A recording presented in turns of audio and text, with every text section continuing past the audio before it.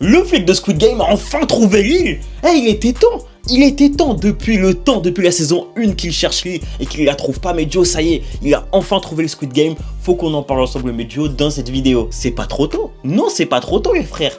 Enfin, il a enfin trouvé l'île. Bon, vous me direz qu'il a trouvé l'île dans la saison 1, c'est vrai. Cependant, vous connaissez, il a pris une balle, voilà, il a la mémoire en bouille.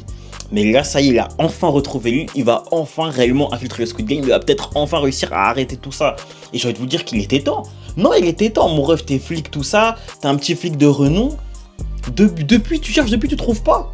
Les gars, je vous dis la vérité, le flic, on l'aime bien. Depuis la saison 1, il est présenté comme un des personnages principaux. Depuis la saison 1, il ne sert à rien, les frères.